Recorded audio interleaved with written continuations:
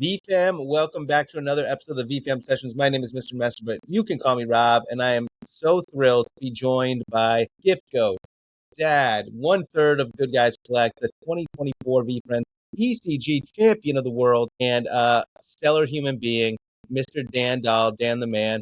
Dan, thanks so much for being here. How are you, bud? Doing well. Thank you so much for having me. I will say 2025 champion. I can't take 2024's credit. I wasn't playing TCG at the time.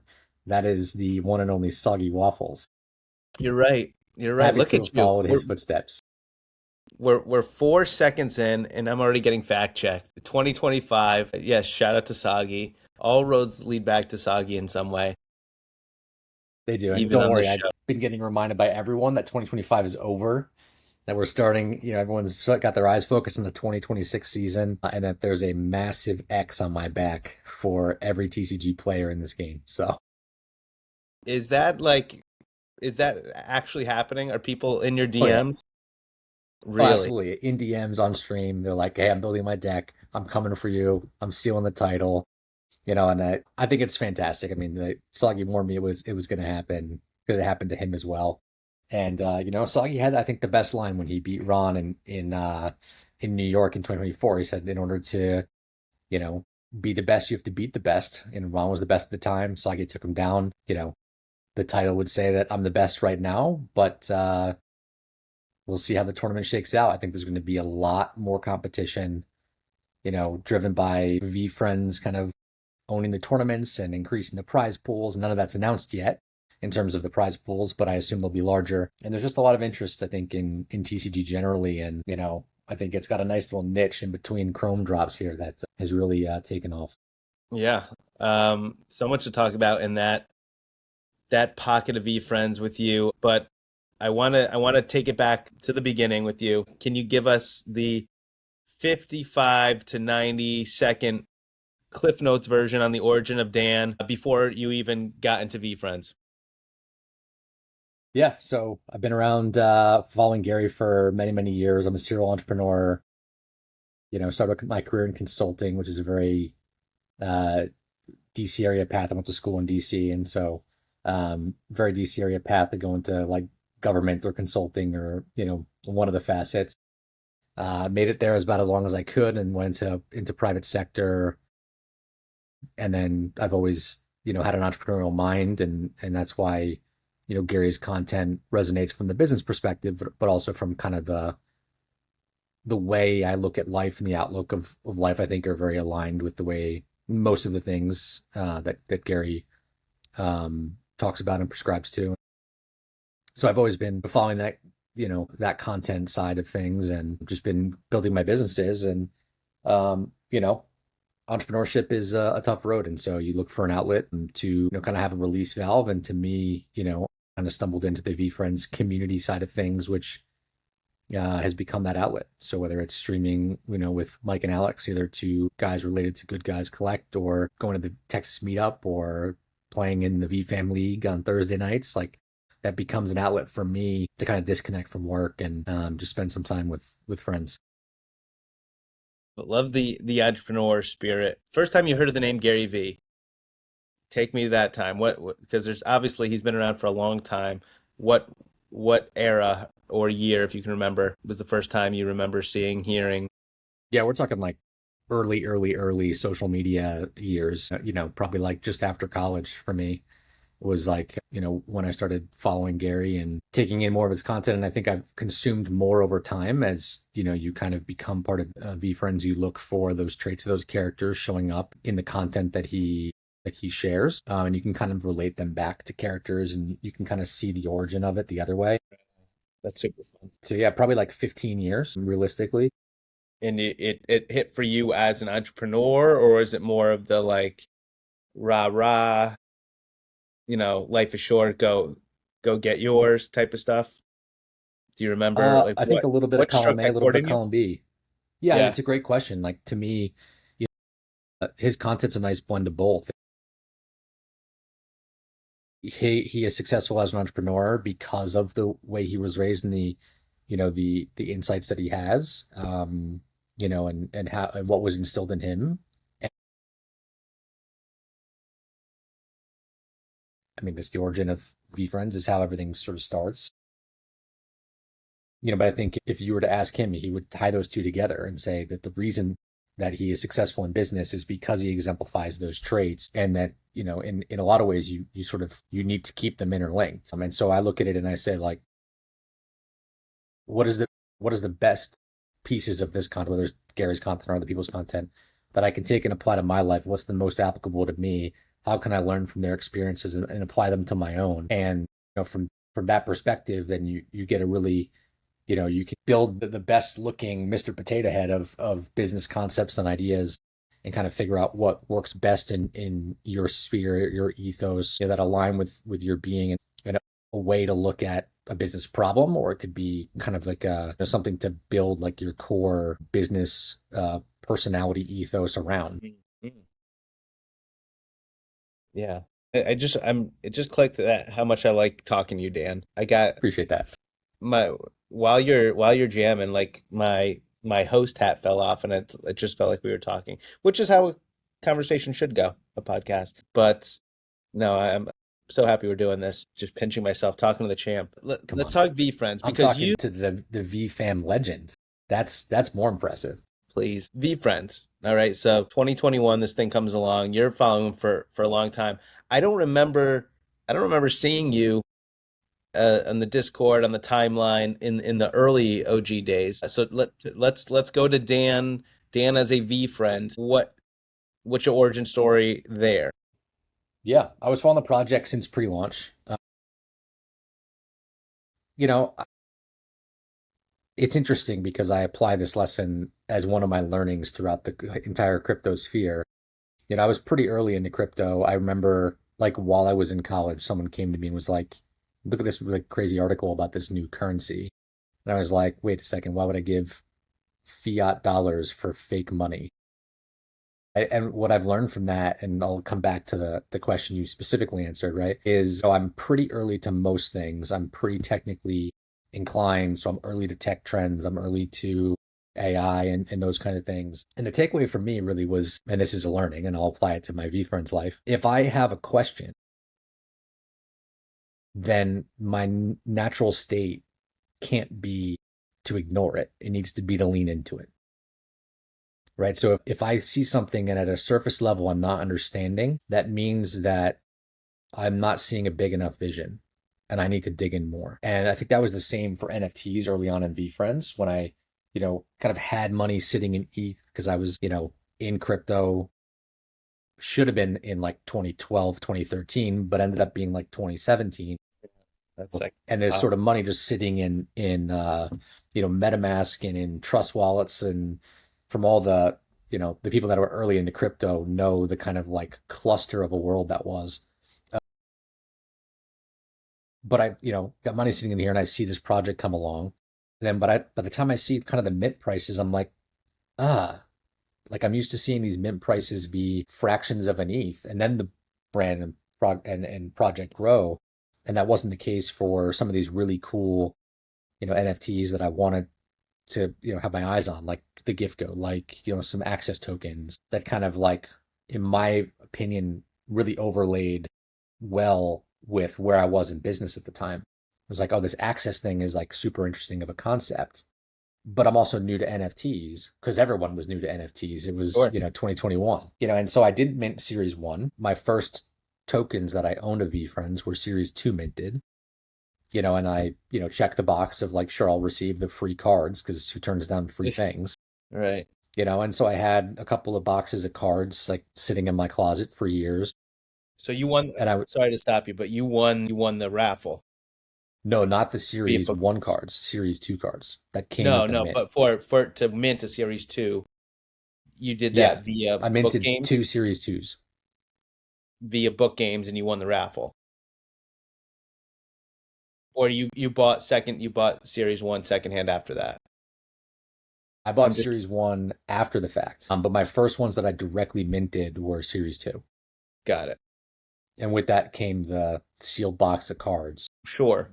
Just because there's two ways you could get series two. One is if you owned the series one at the time, or two, if you entered the raffle Yeah, I must have entered a raffle. I don't even remember that, to be honest. via book games. Yep. Did I? I must have because I minted two of Yeah, them. there's those were the only two avenues. All right. Wow. So Yeah, I don't touch even of remember luck. that. That's a good recheck on that. But yeah, so I minted a hustling hamster and a decisive duck and left the boxes sitting in my closet. And I had a ticket to VeeCon 1 and I couldn't go that weekend, so I gave it to a buddy who lived in Minneapolis. Had an amazing time. He was like, this was an incredible experience. So I was like, I'm definitely going to VeeCon 2. So I went to VeeCon 2 in Indy. I knew nobody. And I think like what really was interesting to me, and I've talked about this a number of times, but you get there and there's kind of like three circles of worlds that only minorly overlap. You've got the sort of NFT side, and there was the VeeFriends NFT, but there was also NFT projects. Pudgy was there, World of Women was there, and a number of other projects, Alien Friends and a few others. That was the NFT side. Then there was like the launch of this sort of like Gary's Garage collectible side of things, which was all new to me. And some of that was cards and collectibles. I think TCM was there, but I didn't know them at the time. And some of it was like shoes and sneakers and stuff, which I had known more about, ironically. And then there was like the content side of things, and there was very little overlap. And so the people that I had met during that time, I think had minted NFTs, but they were really on the community side of things. And so that's kind of who I hung out with. I think before then, I bought a Series One, which was a gift goat, the first Series One I bought. Oh wow, I didn't And know that. Your first was a gift go. yeah, my first Series One that I bought was a gift goat in September of 23. And then so I had that, and I think I maybe went to a gift go party, but I didn't know anyone. And then I went to VeeCon 3, and if you remember from VeeCon 3, they had a partnership with Fanatics. They had a booth like in the corner of that alley outside because everything was outside and really hot. They were giving away slabs. Like everyone that showed up and had a Remember, yep. ticket could get a free slab. Right next And to I got a TTM. right next to TTM. Yeah, in the same row. And I asked the guy, I was like, hey, like my character that I like is the badass bulldog because I've at that point had only ever owned dogs that were bulldogs. And he's like, I haven't seen one come up in 2 days. So he held one for me when it came up. And so I got my first card in hand. Now, mind you, I've got two mint boxes sitting in my closet, Yeah. sealed, never opened them for 2 years. But the first physical card I had was at VeeCon 3, which was August of 2024. Wow. Going back to VCon 23, card night. Did you go to card night? There was Interesting. an opening. It was that one. It was like in the stadium floor, and then was like in by like the Crown Royale. So I was like kind of there, but I wasn't really there. You know, I didn't have anything to open. I didn't buy any boxes. I did buy some merch at VeeCon too, Is but that whole experience something that was uncharacteristic for you to just like fly to a different city by yourself, not knowing anyone, and just not jumping in? terribly because I do it all the time for work. But socially, I would put myself on the spectrum of being an introvert. And so, the fact that I'm here on this podcast, like have a stream with some friends is probably uncharacteristic. I'm generally a bit more like either to myself or to my crew, but I didn't have a crew at that time. Like I have very distinct memories of VCon 2 at like Uno tournament where I was sitting, I wasn't playing in it because I had no idea how to even get picked to play in it. Yeah. But I was right next to Ross. So, I remember that one loudly in my mind. And same with VCon 3. There was the Uno tournament, and there's a video that I think maybe you had taken that was panning the room. Yeah. And it's all the people that I now know and have met, like 75% of them in real life. And at the very end of the video, I'm sitting in the same room in that video, but I knew no one, That's and amazing. so that's uh that's why I say like I would love to redo VCon with the friendships and relationships that I have now, because I think it would be a completely different experience. I still had a great time, but it would be a completely different experience. Yeah. I miss VCon. VCon was a special. Each chapter was very unique in its own way, but very, very special. Maybe we'll get to relive it in VCon 2027. Maybe that'll be the year. Maybe, maybe. I don't think so, You but think it'll maybe. be 28? I think perhaps 28 or 29. I'm hoping you're wrong. I think You may be right. I think it's just going to look more like a Comic-Con or a national Right. that they host, and I don't think they're there. That's just my Interesting. take, or whatever it's worth. You're thinking because it's easier to just kind of overtake in the same city as a continuation because I people are think already there. I think where the brand and the company have gone so hard into collectibles, I think the idea of just the kind of what it was with just speakers and like some vendors, I think that's not where the brand is anymore.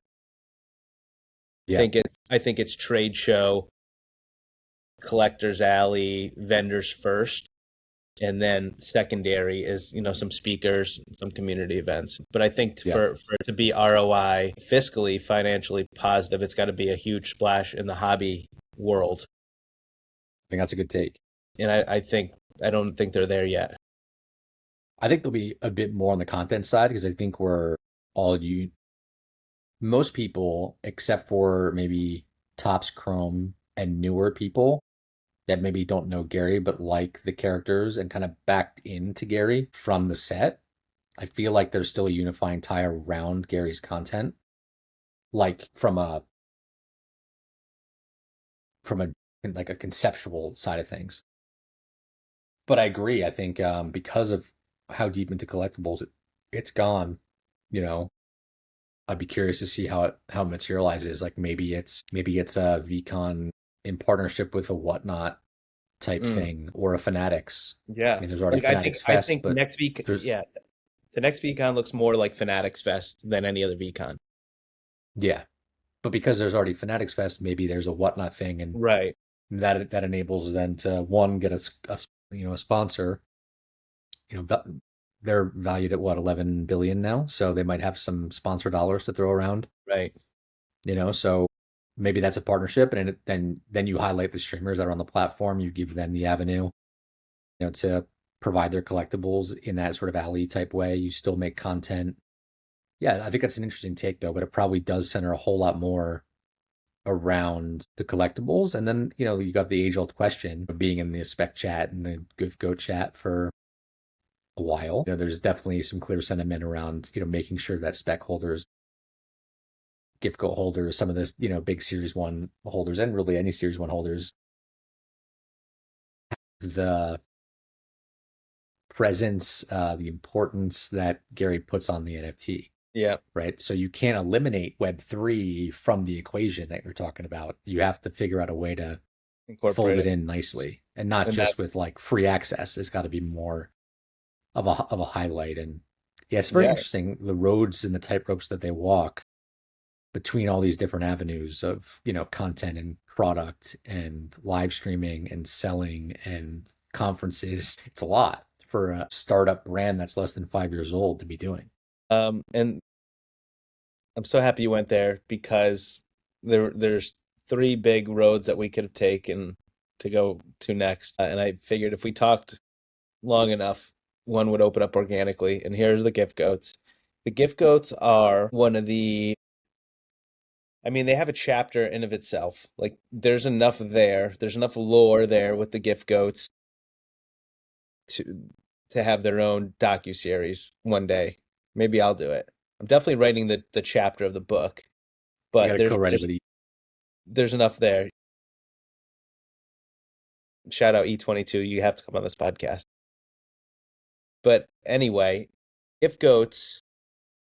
I didn't know it was your first one. Obviously I knew you were a gift goat. I didn't know it was your first one. Yep. But let me take a beat and thoughtfully craft this question.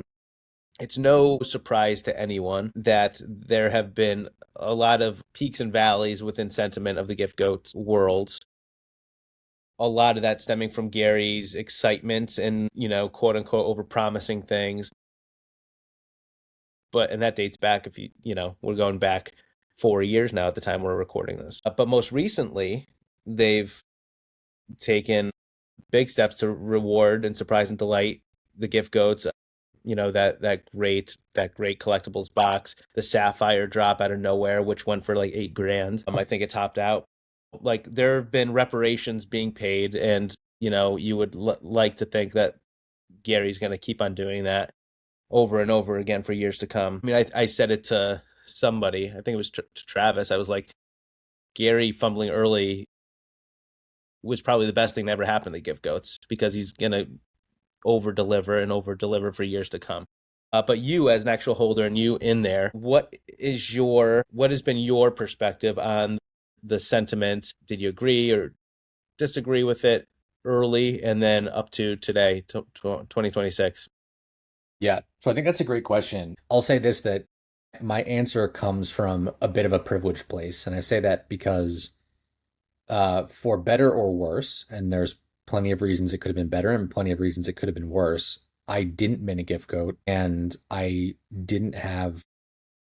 been made aware of all of the snafus and the quote unquote over promises and the overhype that, in your words, like we're receiving the reparations for now, but I wasn't there to live them, and I didn't buy in at a price that was misaligned with the value of the things that they were expecting to receive.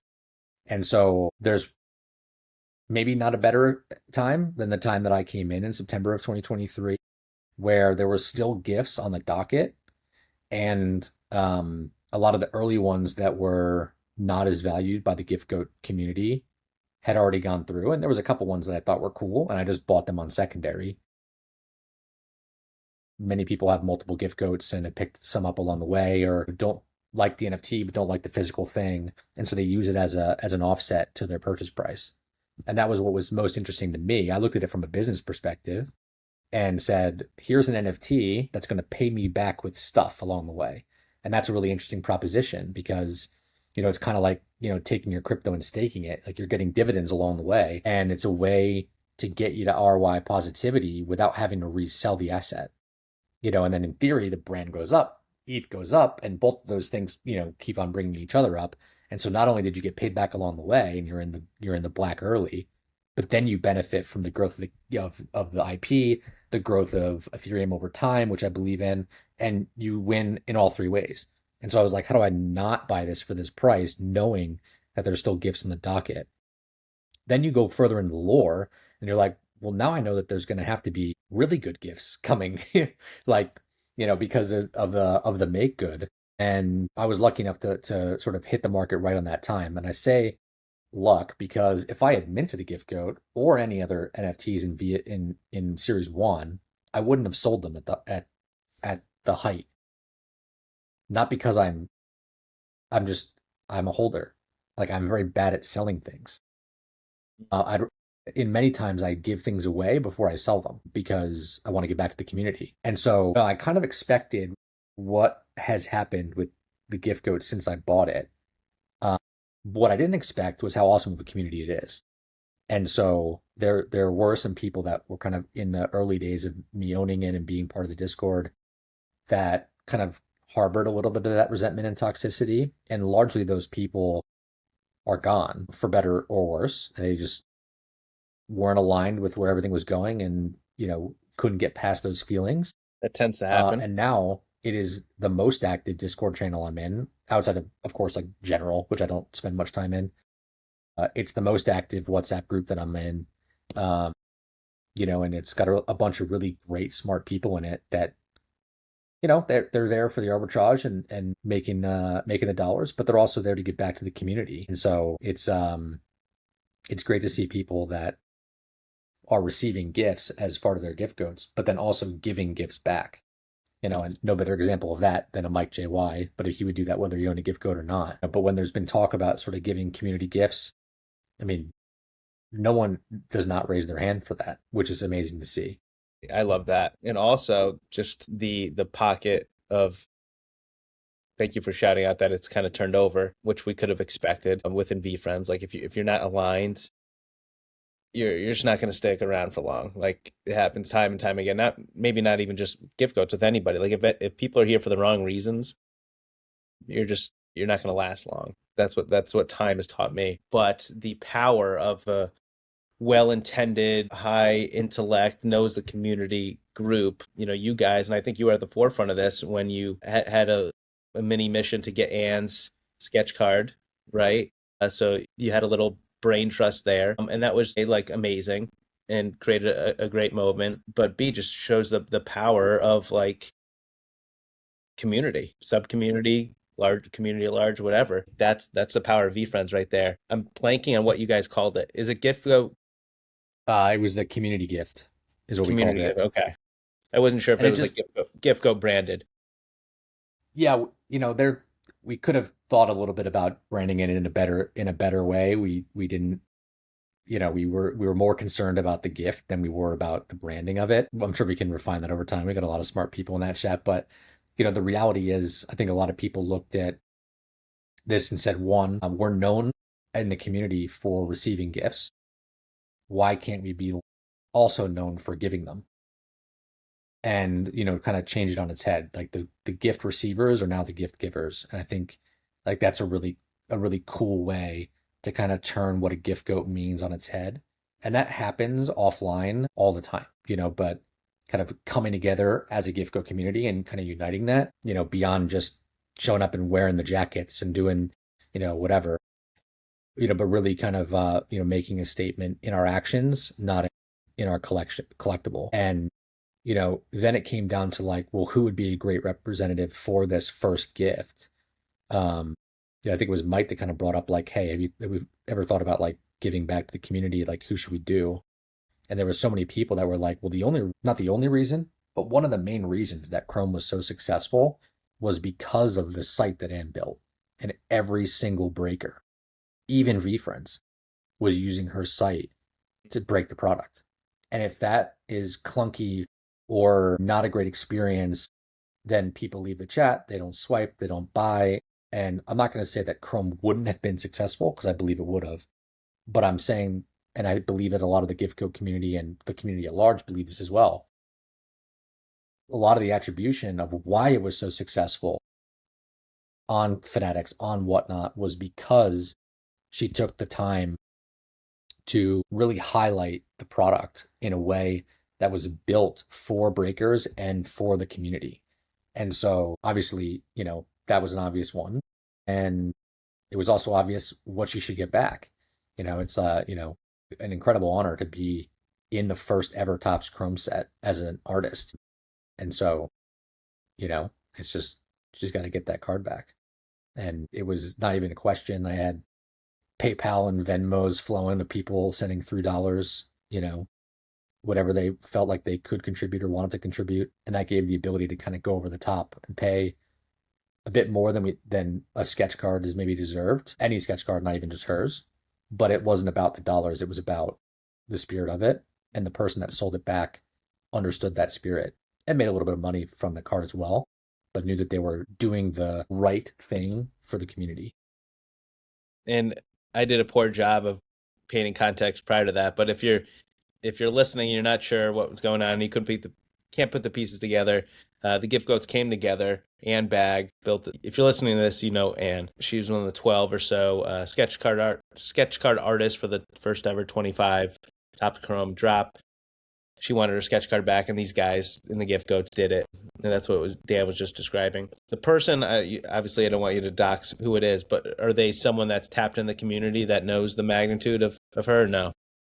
No, they had heard the name, but we had to kind of go down a rabbit hole. It was like a person who had been at his local LCS to see the card get ripped by this person. Got it. That's cool. Right. That's cool, like detective work. Right. So we had to go back and say, who's the owner of the LCS? Can the owner of the LCS get us in touch with this person? And here's the story that we're trying to tell around why this card is so important. And it's not just a sketch card from the set. Like if you want one of those, we'll swap it out with either dollars or with another one. And so many people offered not only just dollars, but other sketch cards, other big hits to swap it out if that was more interesting to the person that pulled it. And thankfully, the person that we got in touch with, the owner of the LCS and the person that pulled it, really all understood what it was about. In telling the story, I don't think that they knew the gravity of the card that they pulled and what it Right. meant to and or the community. So we had to educate them about that and then properly compensate them to get the card back. Just a beautiful, beautiful mission. I'm glad it worked out. That was awesome. That was awesome, and a tale that we can't let be forgotten. So a few minutes ago, you talked about holding your first card, the Bulldog. By the way, I just think I love the fact that TTM crushed VeeCon 24, but the fact that they were selling slabs and then Fanatics put right next to them, Fanatics set up this place where you could get free slabs was just comical. I always like that piece of history. Good thing that the Fanatics had a limit, one on the slabs, you know? Yeah, just the idea of shaming TTM any chance that we get. But you talked about holding your first card. We're just talking about 2025 Topps Chrome. Also last year, I think I have the tweet here. So around the same time, this is a tweet from you or from the official Good Guys Collect account, June 26, 2025. It's a breaking news story. It's a video, but the text is, you have seen us operate together for a while now, but it's time to make it official. Good Guys, Cards, and Collectibles. So I want to end there and talk about the origin of Good Guys Collect and how it came to be. You guys jumping in the mix as community streamers, but talk to me about your origin from your story from going holding your first card to drinking the juice, getting all in, and then ultimately streaming yourself. Yeah. Timeline. So VeeCon 3 is in early or mid-August of 2024. Correct. Got back from that, was like, oh, I used to collect Pokemon cards in fourth and fifth grade until I sold my Holo Charizard in fifth grade. Should have kept that one. But, hadn't really collected much of anything card-wise. Got that Bulldog, came back. It was like, oh, this is, a fun card. And I was like, hey, I got these 2 mint boxes. Let me just go rip those open. Not much in there. And then, started to sort of get more active in the Discord and get more active in the collectibles community. Started joining some of the Fanatic streams and the WhatNot streams. This is fall of 2024. Then saw Soggy beat Ron at New York Comic Con. They live streamed it. It was, as most VeeFriends tournament live streams, like really difficult to watch. But I was able to kind of tune in for some of the games and was like, oh, like this, like I'm super competitive. If you know me, you know that like I don't like to go like practice sports. I want to play in a game. Like you don't want to play a board game with me because I am intentional about my turns. Like the Monopoly game is serious. Like I want to win it. I don't just do things to lose or to not win. So I'm like, oh, that seems like an interesting way to like build a collection and also like be part of the community via the game. And so started collecting the cards to build out the Series 2 set and then went to the first like real in-person event that I knew people or I knew of people. I hadn't met any of these people at the Texas meetup in 2025 and met a lot of great people. And that includes Mike and Alex, who are the other 2/3 of Good Guys.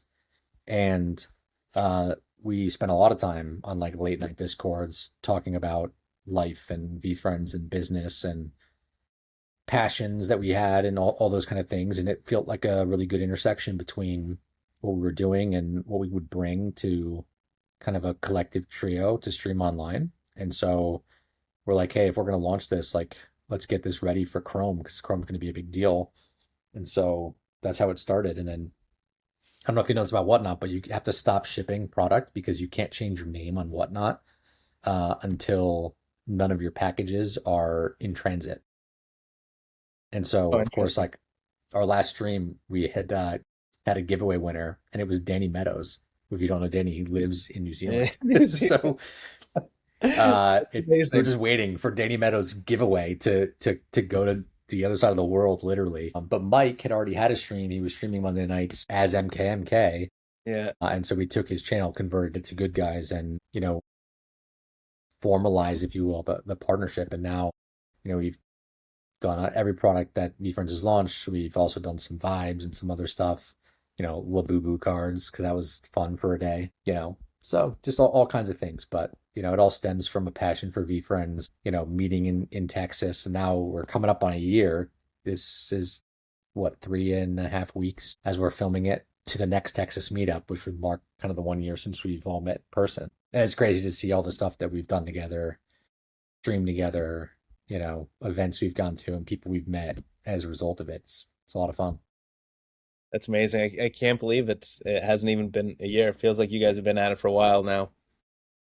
And shout out MK. I had my biggest Tops Chrome hit on a MK stream. It was, and here's how much I despise Tops Chrome.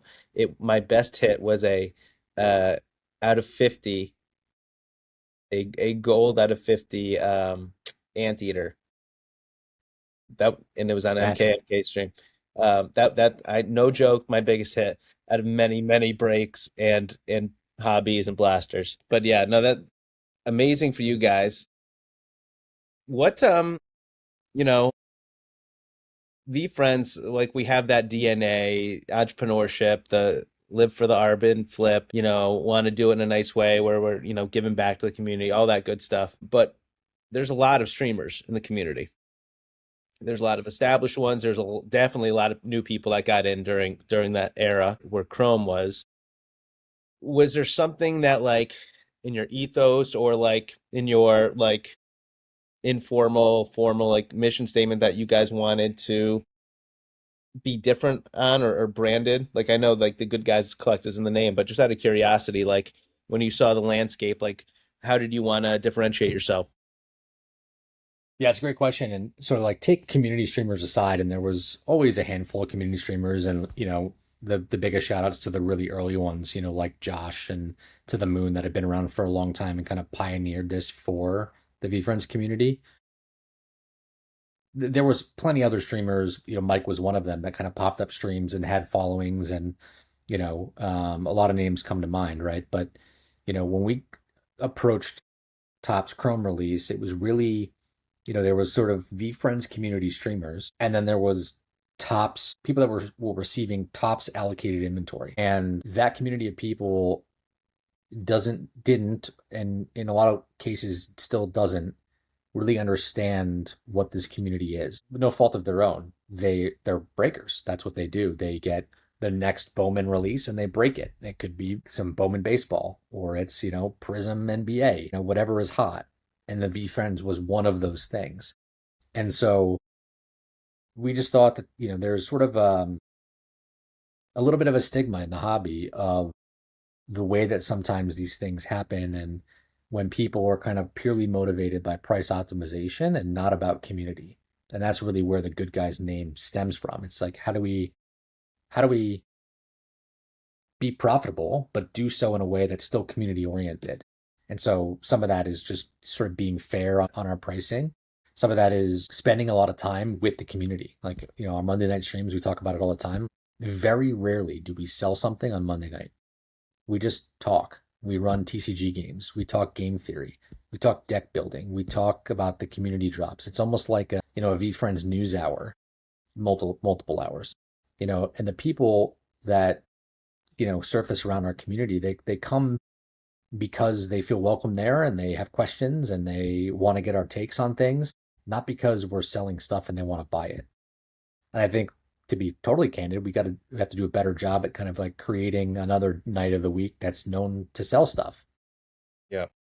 and do that with predictability. And that's something that we've talked a lot about, the three of us, is how do we sort of straddle doing both of those things, because we still want to provide value and stream, and now it's really difficult. I mean, you look at any night of spec stickers releases, and there's somewhere between 15 and 25 people streaming VeeFriends, which you would never have seen this time last year. You would have seen 3 if you were lucky.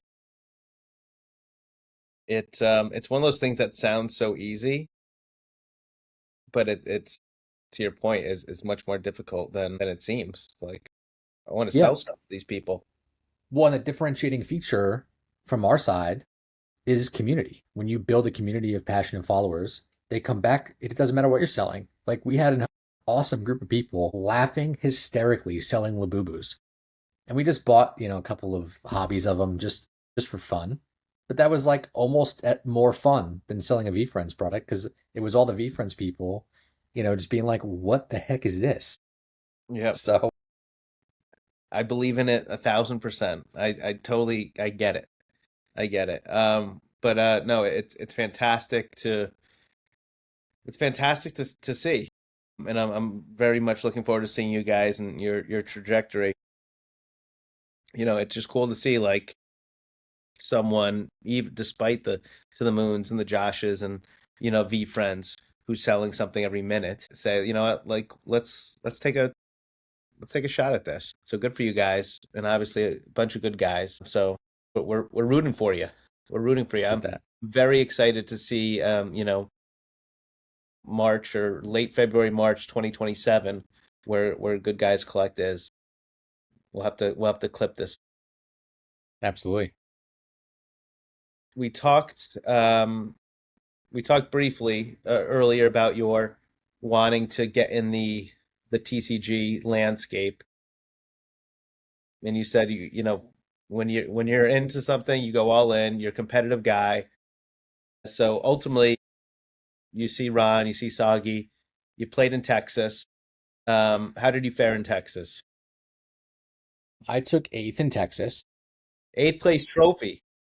eighth place trophy. I got the eighth place trophy in Texas. I think it That's was amazing. eighth. Actually, it might have been worse than eighth. I'm not even 100% sure. But I got beat by the good man K save. Regret how I played him that day because I played it completely wrong. But I didn't have an optimized deck in Texas. But one of the things that really informed getting an optimized deck was the conversation that I had with Sagi. And so, like I said earlier, if I am self aware enough to know that I am not the smartest person in the room and frankly never want to be because that means that I'm not learning. And so, I spend a lot of time talking with Sagi about game theory, about deck creation, deck building, his experience in the TCG, because I had never played any TCG, let alone VeeFriends. I had collected Magic cards and Pokemon cards and never once played the game as a kid. Still couldn't tell you how to play the game for either of those two IPs. This was the first one.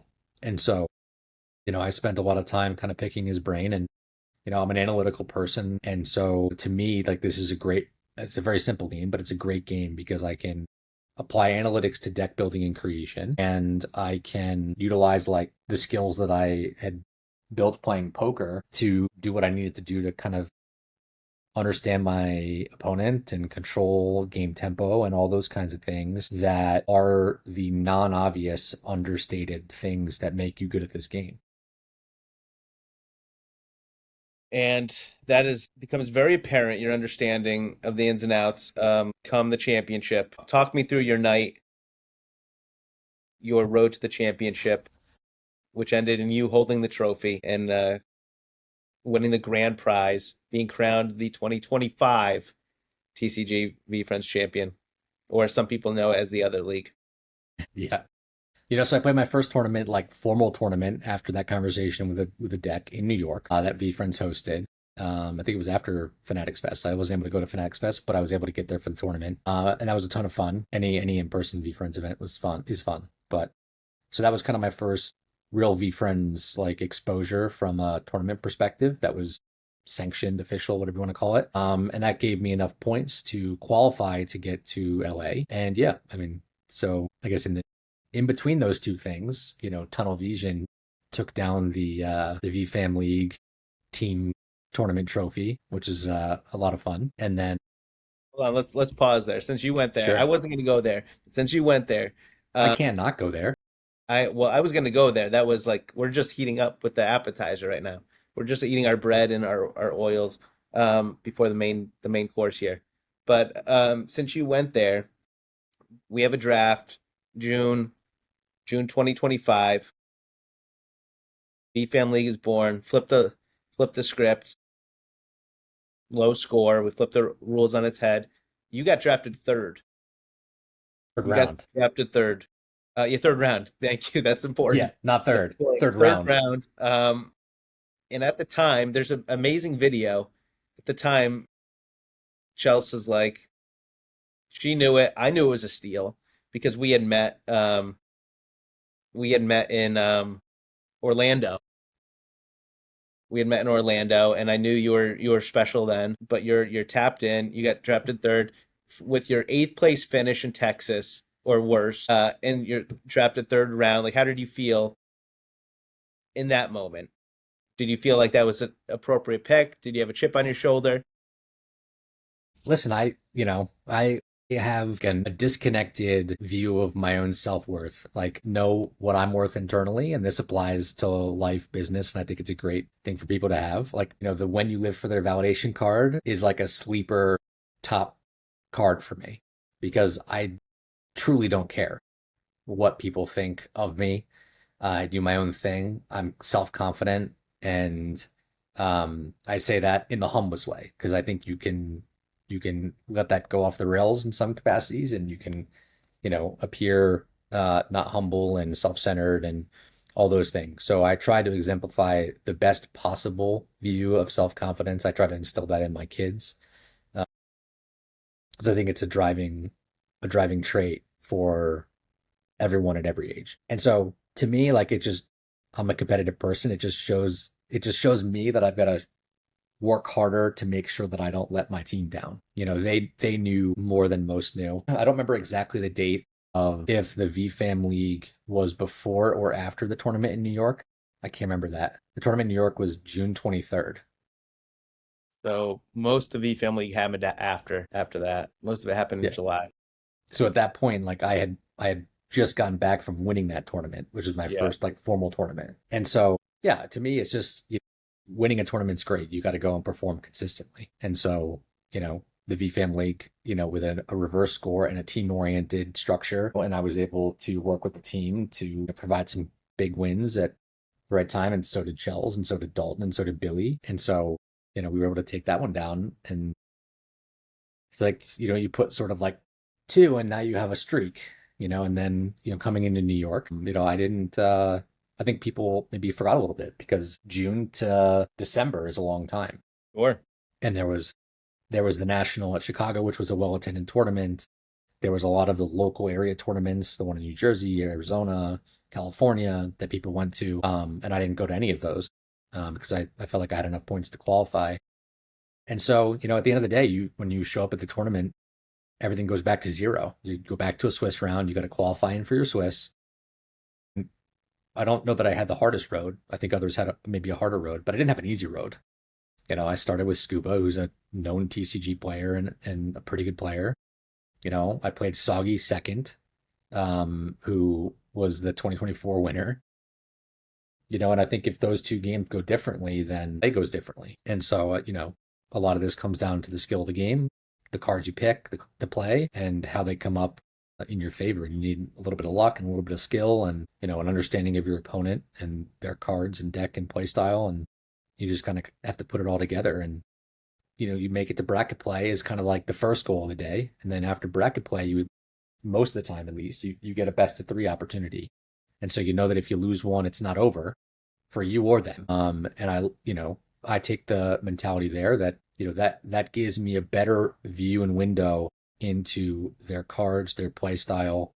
And then it comes down to me is, the draw. It gives you another chance for a better draw. And it gives you the ability to learn and adapt. And if you look at my LA tournament, I'm pretty sure outside of the first bracket, I think I won 2-0 in that one. Shut up, Big Dave, who I stayed with. But that was the first person I played in the bracket. Every other game I played in the bracket, I lost the first game and had to win two straight, Wow. both in quarters, semis, and finals. What? I So, didn't know that. That's impressive. That's yeah, but I impressive. think So that just you goes to the didn't way get I play the rattled. game. You didn't get rattled. You want to go 3 games. I'd prefer to go two games with me winning both of them. That's an easier Well, of road. course, of course. But for someone But that pays attention like you do, you understand their deck. You get more reps and you pick up on patterns. You're feeling more comfortable. I'd say you probably feel more comfortable in the 3rd game than most people, correct. I would agree with that.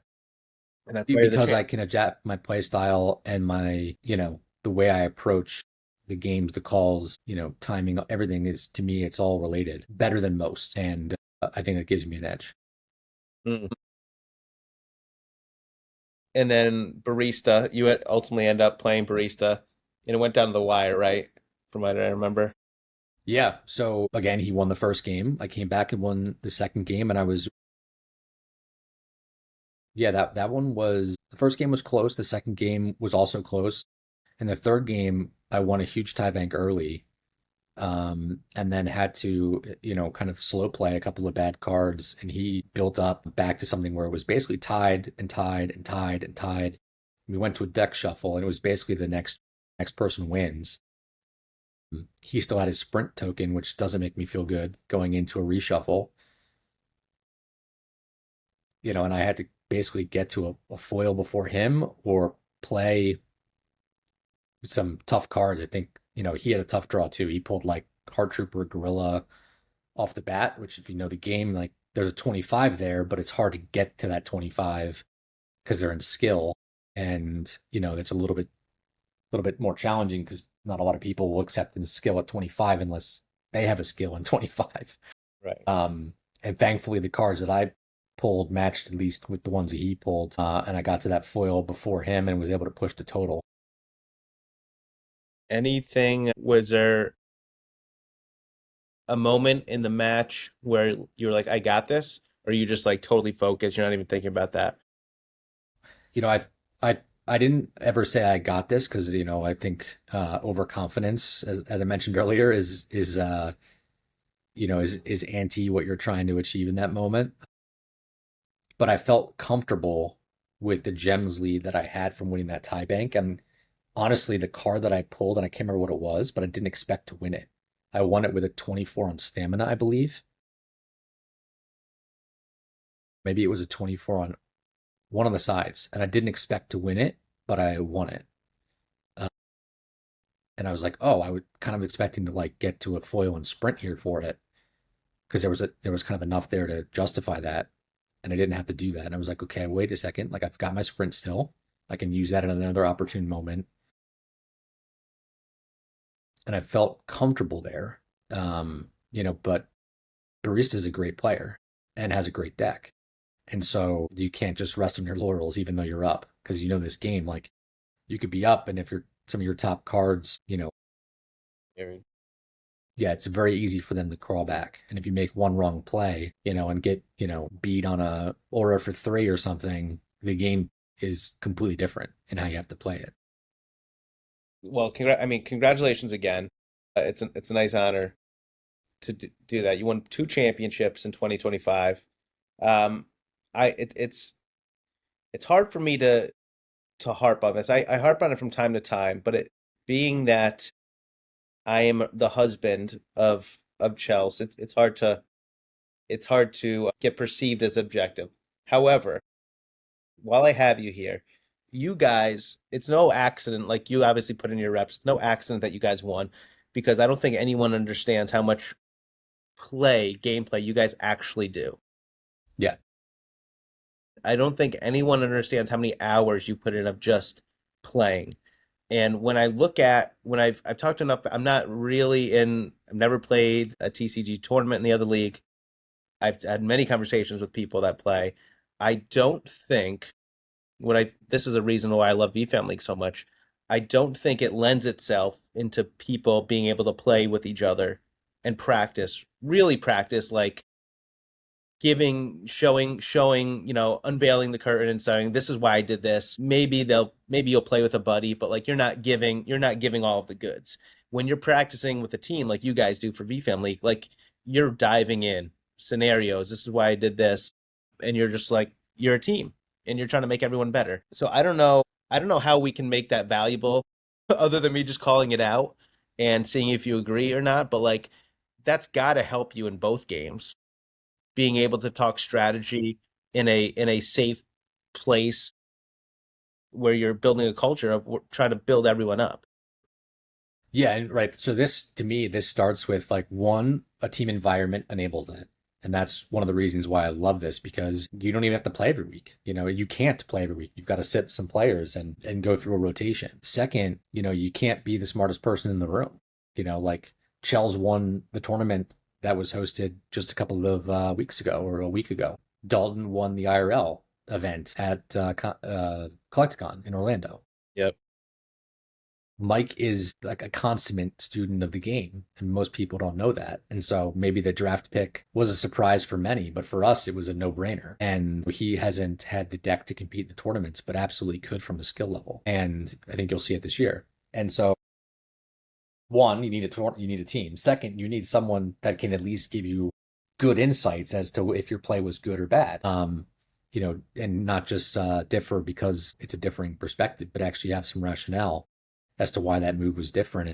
And, while the game is simple, there's enough complexity to the way you move with the card you have, the way you understand your player and the way they move and the card they may have, where you put in the reps, and you've got to add some smart and willing people to run the reps with you. But I think you're right. I don't think there's any team that put in more time to try to understand the game so that you can optimize the outcome.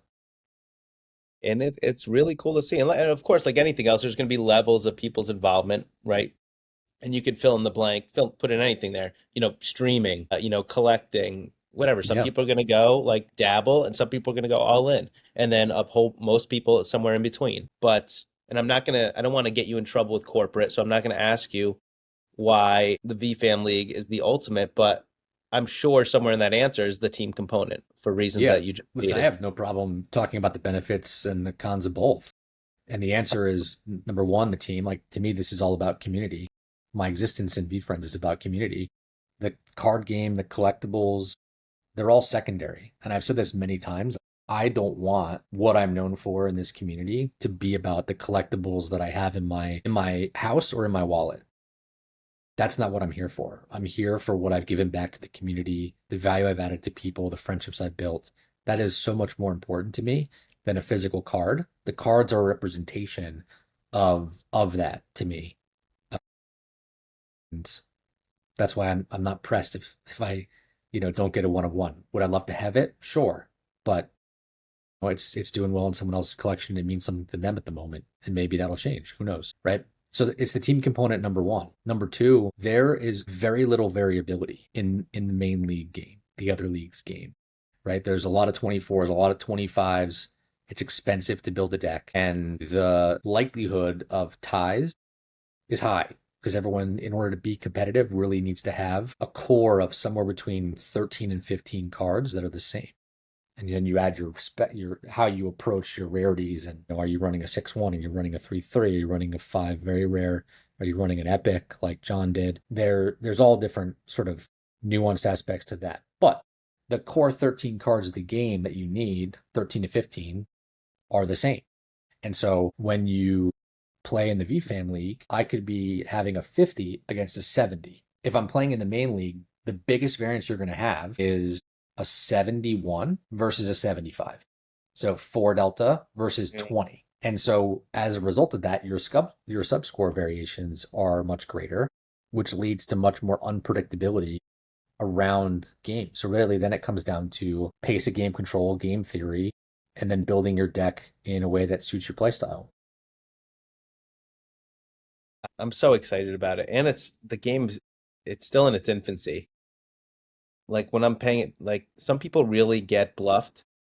Speaking of the delta of like some people like it goes so under the radar sometimes, but some people really get bluffed, like because people are still learning the game, and I'm like, oh wow, like they just got really taken that hand, but they don't even realize it. But as you people start to dig in more and study, like there's so much to the game. There's so much to the game, and I'm not even close to being. I'm just like organizing it. I'm not a real player. Like I could beat Chels 8 times out of 10, but that's neither I'm here sure nor she'd there. agree. That's neither here nor there. So fun though. I'm really glad. I'm really glad you drank the juice and get it.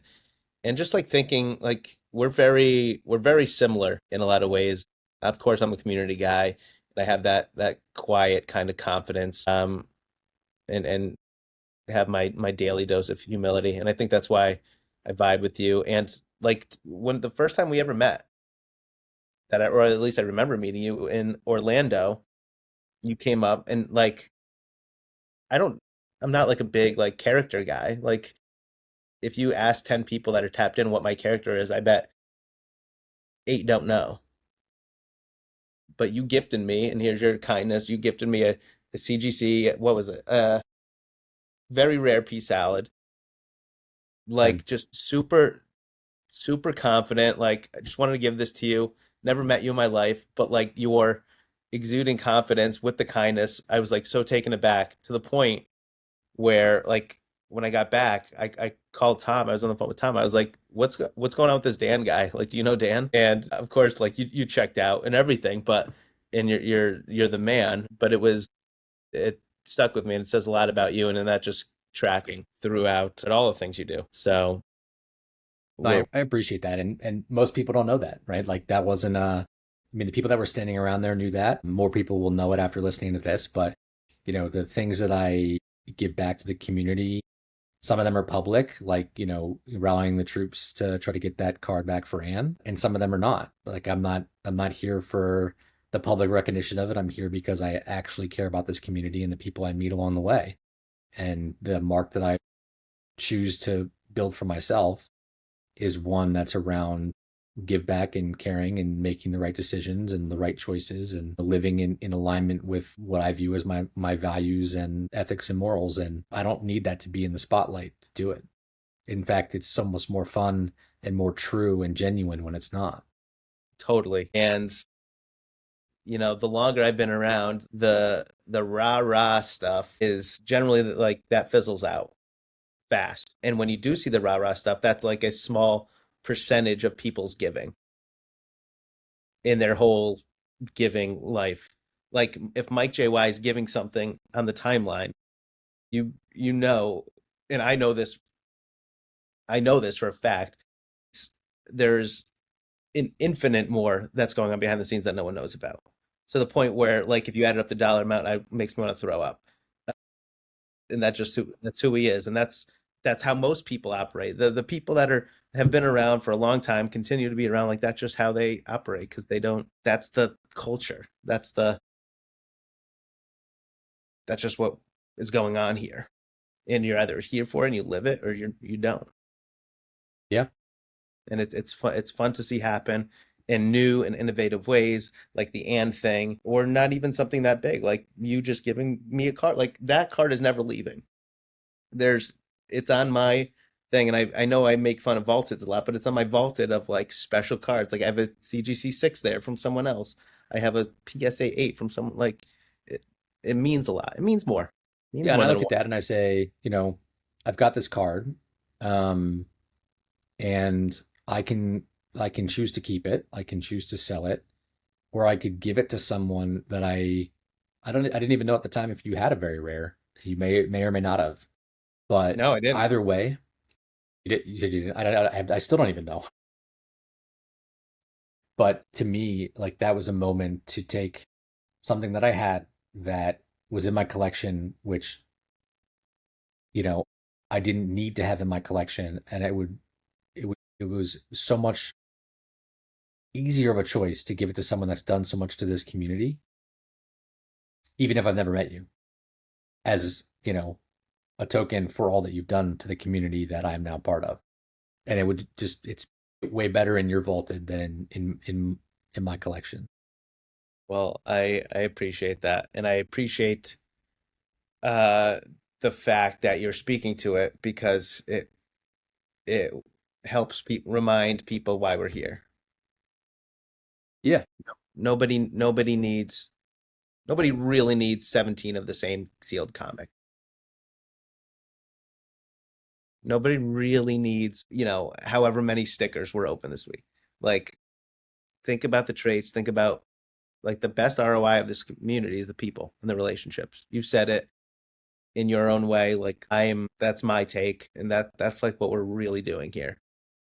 And in a way where we're like now setting up like you're a dad, I'm a dad. Like we have the second generation of community like growing up fast. And you know, the in a brand that's built heavily on collectability now and buying stuff and selling stuff, you know, at some point you're gonna have to choose your path and choose like your ethos. So I however many opportunities that get taken to shout out what we're really doing here is important. So thank you. Thank you for being a steward of that. Yeah, I appreciate that more than you know. And, I think one of the things that's been most fun and also most frustrating to watch as part of the community is people coming in from the Topps Chrome launch forward that came in from other areas of the hobby. And there's the two sides of that coin, right? People that are coming in and have gotten a sort of a dose of what this community really means. And now they're here and they came from Disney or sports or pins or coins or whatever it is. And they stay because of how awesome the community is. And that's really exciting to see. And then there's others that have come in from those other areas, and they see the fervor around the brand and the IP, and they use it as an arbitrage. And they really just want to collect the top hits. They don't want to be part of the community. And I can't fault them. Maybe they don't have time or interest, and like I won't say it's like a personal goal. Like I'd love to see those people really engage with the community and understand the value that it has personally and in a lot of ways professionally to personal growth and camaraderie and friendship and, you know, more than just the cardboard they're collecting. And for me, that's a huge difference. And I'm still like, I've been thinking about this for years, but the difference between VeeFriends and the VeeFam, like that difference right Yep. there, that delta is the difference. Like VeeFriends is gonna grow and grow and grow. We're all rooting for it. Disney, Pokemon, whatever, fill in the IP that we're chasing. And you can't control that because it's the masses, it's everybody.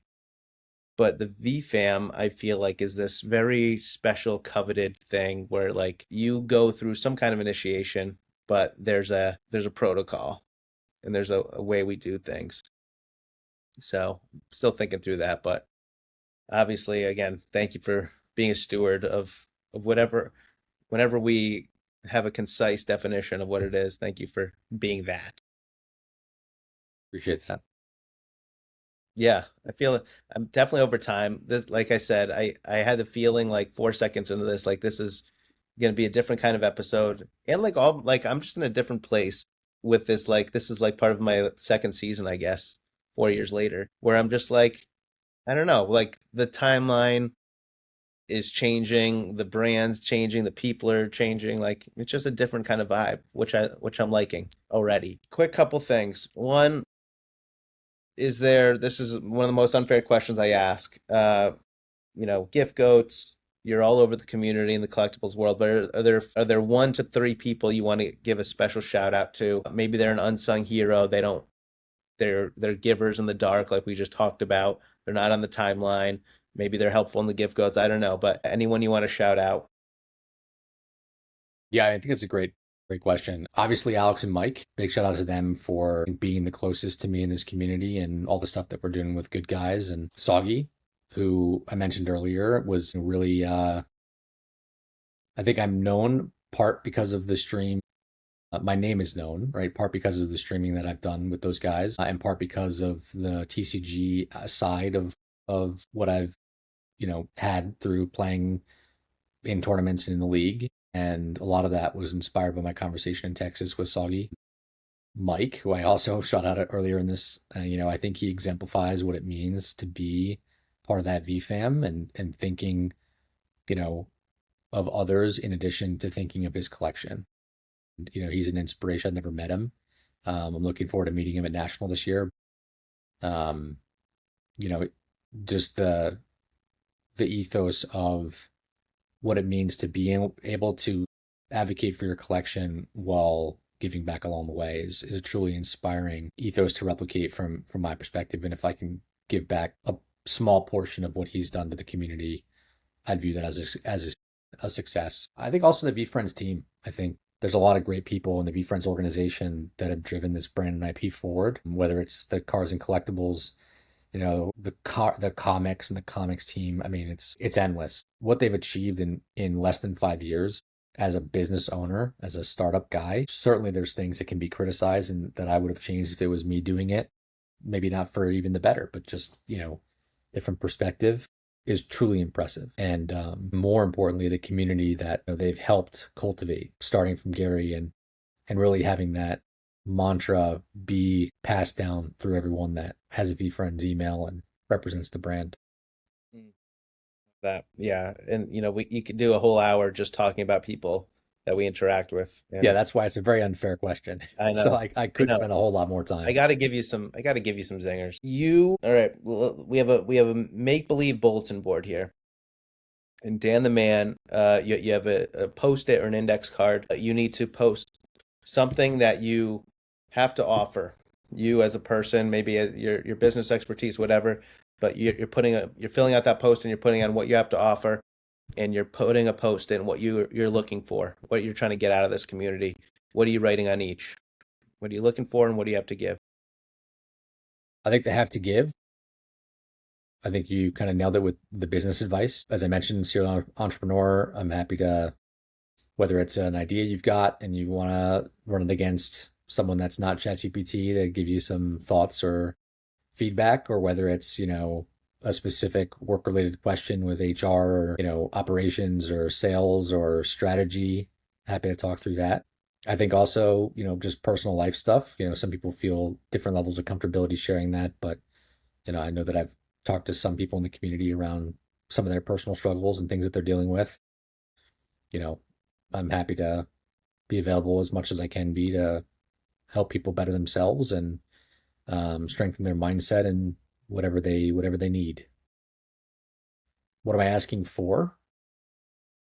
All I ask from the community is, shoot me a message on WhatNot, a message on Discord, come up to me at, events that I attend, whether it's in the meetup in Texas or, at the national, and introduce yourself, put a name to the face. Uh, just come and say hi. Love it. I can't wait to compete against you in something, Dan. I don't know what it is yet. I don't know if it's gonna be like cornhole or ping pong, but I want to go up Did you against you. forget that VeeFam League start of season one game we had I didn't know. a couple of weeks ago?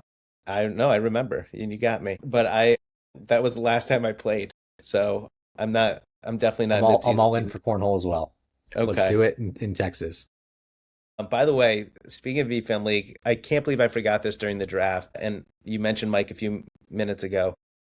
Looking back at the stats from last year, he was 4-0, undefeated in Game 3 rubber matches last year. Including against me, where he won two straight. Yep, like 4 I'm and 0. telling you, Mike is a player. He's smart. He's analytical. He was slept on. Slept on. Yeah. Like snoozing hard. NyQuil. People are really dozing off on Mike. I hope this incentivizes all captains to play in the tournament. You guys had no business taking the number one pick. Chelsea played in the tournament, which granted her, it's like a money in the bank. She won the right, despite being the defending champion. You guys should be last pick. Won the tournament, won the first pick. And now you guys are like the dynasty, the dream team. Not only last pick, Rob, because we had two keepers, we would have been the last pick of the third round. Last pick of the last round. Makes me sick. Amazing. Are you still okay for 5 more minutes on time? Yeah, let's We're do way it. over. Last question before we head to our last segment here. The character in the VeeFriends universe that you need to spend more time with. I think that a good one for me, and I really try hard at this, but I think that there's always things to optimize, and it comes from having a very full plate, both personally and professionally, with kids, dogs, wife, is your poor relationship with time is your biggest vulnerability. I think this applies to me and probably many other people. Figuring out ways to really optimize other buckets of time so that I can spread more time to other buckets, if that makes sense. Yeah, Whether it's self-care, which I don't do nearly 1,000%. enough of and is super important, and really just sort of advocating for the time that I need for my friends, my family, my kids, myself, sleep, which I don't often get too much of. So that'd be my biggest one. Great answer. That's a fantastic answer. Before we head to our last segment, I just want to thank you. I feel like that we've had a lot of little spots where this has been a love fest, but thank you for all you do. So happy that I've got to know you last year, and I appreciate you coming on this. Thank you for inviting me on, and the pleasure is all mine in how we've built a friendship over the last year, and will continue on. And just humbled to be part of something that has the VeeFam name in it. Yeah, many, many, many thanks. And again, we're just getting started here. Just getting started. And that means it's so funny because we've been saying that for like years, but it just takes on a whole new fun meaning every time. The more I look back as we get further on the timeline here. All right, here we go. If you're familiar with this is micro macro Spitfire. I'm going to shout out a whole bunch of questions really quick. Answer however you want to in the micro or macro, one word answers, or you can elaborate. Here we go. Micro macro. This is fun, by the way, Rob, because I do this exact strategy on candidate interviews. Oh, I like Throughout the that. interview, I'm taking notes and I ask them rapid fire questions at the end of the interview, and people love it. But most people don't do that in an interview because it's more long form, verbose, Yeah, things to I explain love that. their. I But I do love it that. in interviews all the What's time. your question? Like, what's your question that like you're not skipping within the rapid fire? I typically put something around a culture, so food, city that you would want to travel to, Okay. and then in the long form answers of questions, I never skip the question, do you prefer to manage people or things? That's a long form answer, but I never skip that question. I love that. Great strategy. All right, you're flipping the script on me. I can feel it. Here we go. Micro macro Spitfire with Dan the man. Here we go. Dan, favorite teacher you had growing up and one reason why. My mom, Oh, what'd she I teach? had she taught me in sixth grade world history. I've had a lot of great teachers, a lot of great professors, but how could I not say my mom? Most people don't get the ability to be taught by their mom. You can't skip homework. You know exactly where you rank in the class, but she's an incredible lady and a great Did you call her mom in class? Mrs. Dahl. Mrs. Dahl. That's so funny. I love that. Secret talent you have that most people don't know. I don't have very many talents. I kind of view myself as like a jack of all trades, master of none. Most people don't know that I played ultimate frisbee in college. I love that. What's your favorite physical VeeFriends item? Probably I have a CGC 10 Lava Series 1 Bulldog. And that was kind of like it was the first 101 I had. It was kind of the culmination of the character collecting. Of course, I'm still trying to go for some more one of ones, but shout out to Amy 8000 for getting me a grill. Favorite IP growing up? That's a tough one because we had like our life was around like TV centered IP. I was a big Woody Woodpecker guy. Woody Woodpecker. Yeah, Wow, I've never heard that one. That's a good one. Woody yeah. Woodpecker.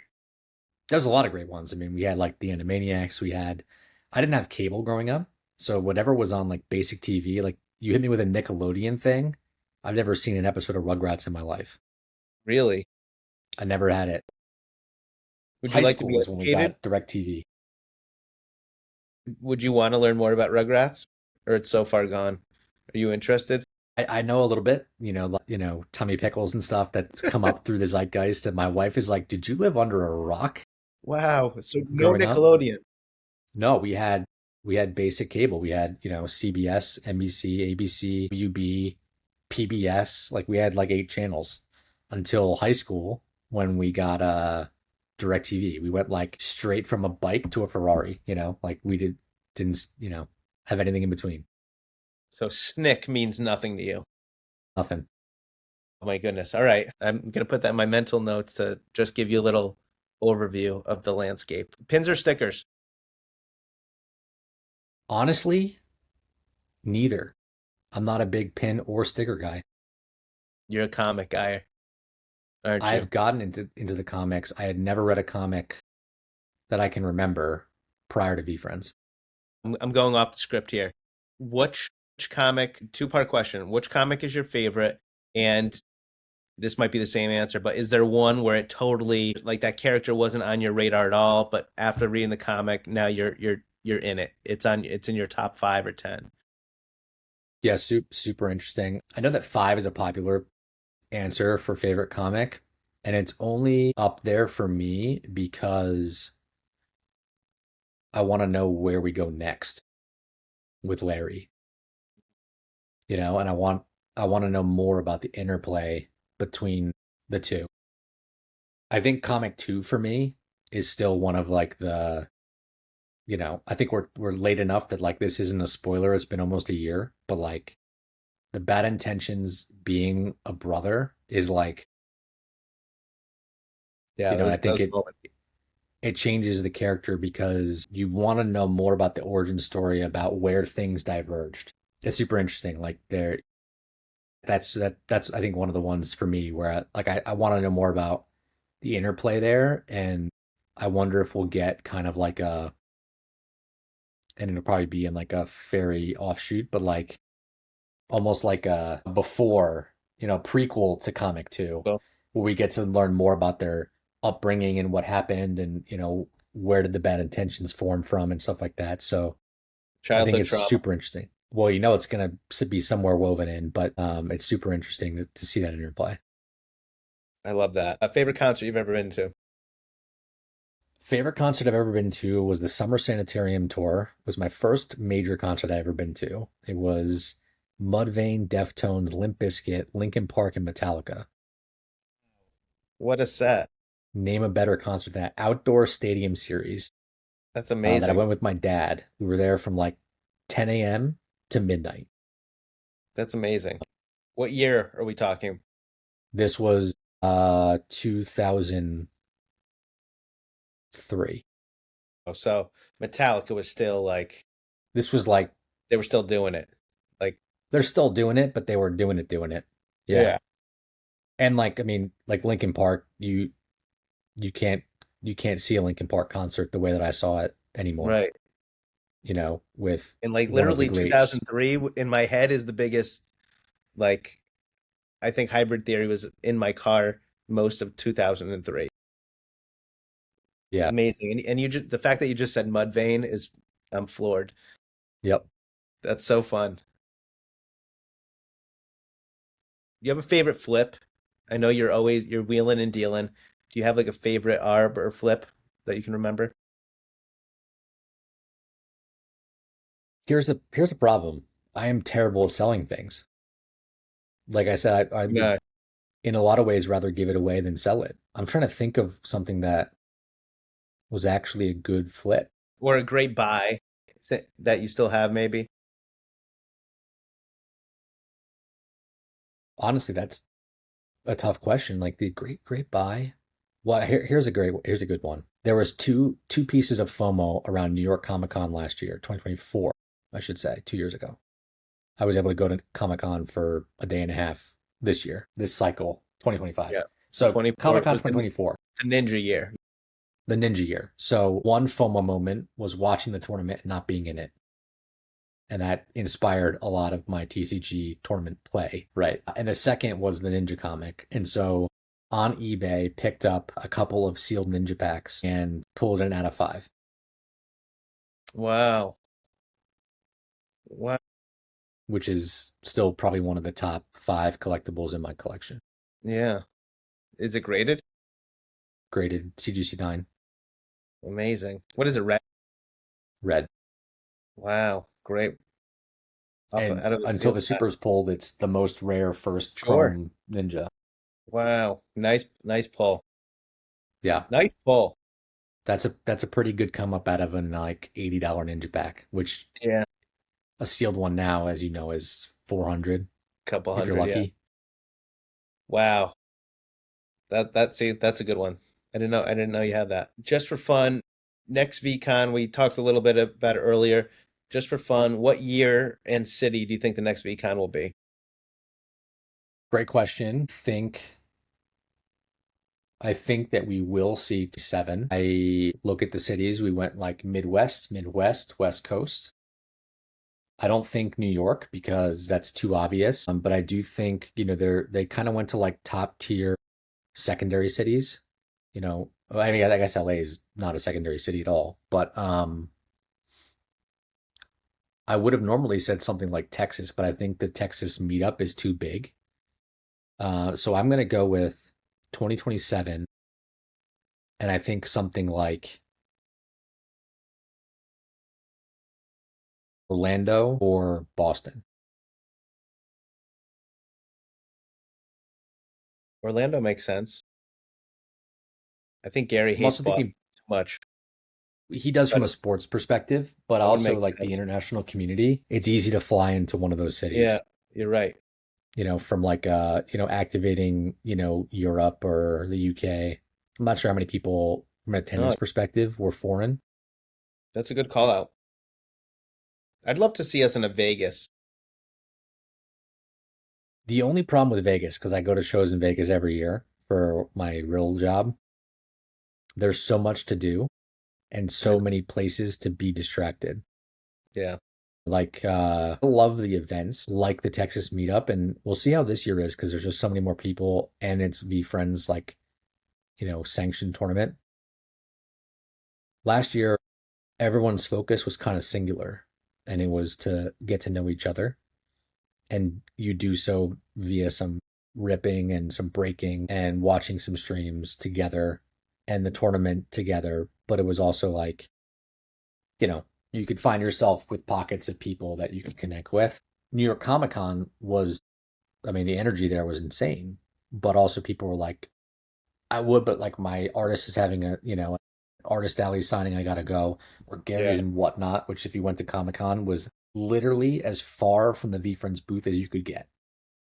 It was on the opposite side of the arena or the conference center. So it was hard to connect really deeply with people that had such full plates, especially since I was only there for less than 2 days. And so like I met Anne, but couldn't really talk with Anne, if that makes sense. It's tough to think. So same with Jay. Like I met Jay and I couldn't really talk with Jay. That makes sense. It took me a second. I forgot what question I was on. This is if you're still listening, this might be the longest edition of Micro Macro Spitfire in the history of VFAM sessions. We have Apparently I prefer another macro. record, another title, another title for your trophy case. All right, wine, beer, or coffee. This is fun because I'm remembering from a few weeks ago. Beer. I don't drink coffee. You've never had coffee, right? I was waiting for that to spill out. I have had sips of coffee. I actually had a meeting at Starbucks one time and they do a thing at the beginning of every meeting where the host of the meeting presents the coffee that's in that meeting and they talk about the bean and the origin and stuff. So to be respectful, I took some sips, but my wife drinks enough coffee for the both of us. So Would you rather have a 2-hour group dinner with Gary, you and 8 other people, or a 10-minute one-on-one? 2 hour group dinner. And if you had one question he has to answer honestly, what are you asking Gary V, the creator of VeeFriends and the sandbox we're all playing in? I feel like the common question is who was born in 1997, isn't it? How many people have given that answer? A few, a few, and it's one of those things that he keeps held close to his chest. We'll find out soon enough in a It's a comic. great it's a great question. No one has ever acknowledged my pea salad question I think either. that's another great question. Like, what happened to the other people? No, but nobody has said a word. We'll find out. Rips. Yeah, Rips knows. Anyway, Dan, this has been fantastic. I feel like we didn't even do a podcast session, and we're at 140 right now. Appreciate you. Is there anything you'd like to plug? Shout out. One, a thank you to you for involving me in your podcast and the V fam, and I'd love to see how the new matured, defined version of V fam looks like, and happy to help in any way that you may need for that. Come see us, Good Guys Collect on WhatNot Monday nights, and look forward to anyone that I meet in any of the tournaments trying to take my crown. All right. And good luck. Best of luck, VFam League. You're in your title defense. Yes, we're in the dynasty creating years. We're not letting up this year either. You know the old adage, it's harder to defend a title than it is to win a title. We've taken that to heart. We put in the reps, and we feel pretty prepared. All right. Well, thank you again for coming on. Good luck with all of your title defending this year. You have a lot going on, but we will talk soon. Thank you so much, Rob.